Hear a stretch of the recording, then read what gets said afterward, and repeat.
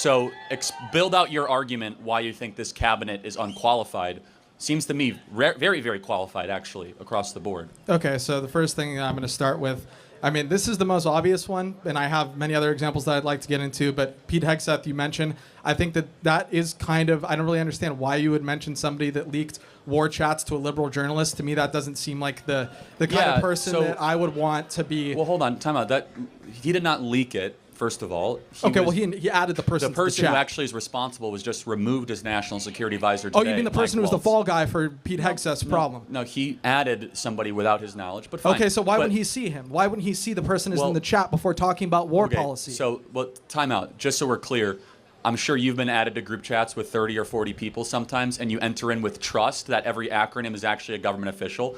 Obviously, that will not happen again. Just so we're clear, Signal was an approved chat by the Biden administration. It's an approved secure channel by I'm not talking shit on Signal. However, time out. Let me ask a question about Pete Hegseth. Would you rather have a warfighter or a bureaucrat run the United States military? I would rather have somebody that doesn't have a history of alcoholism. I'd rather have somebody that...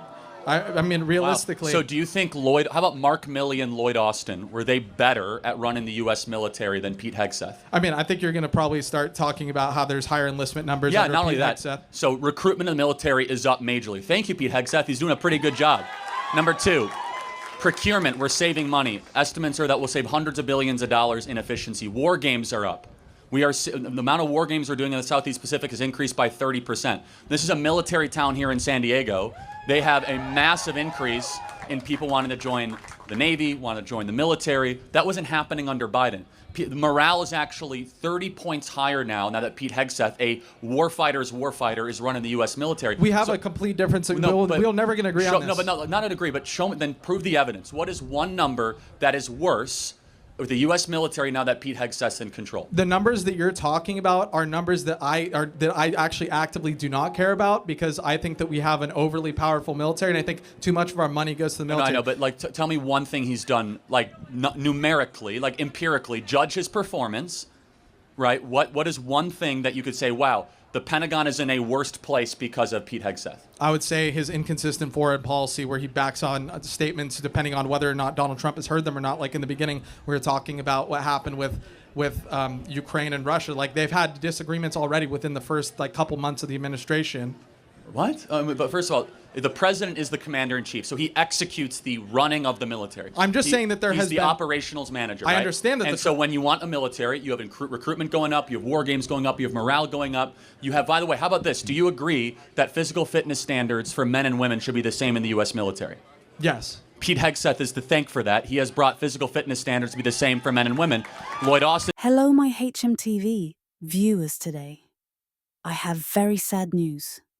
And I'm here to inform to you that on September 10th, 2025, conservative activist and Turning Point USA co-founder Charlie Kirk, aged 31, was fatally shot during a speaking event at Utah Valley University in Orem, Utah.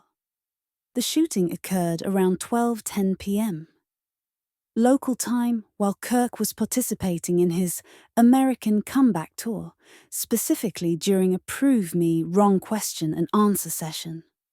The bullet struck him in the neck, and video footage shows him recoiling with blood visible, prompting chaos as the audience fled.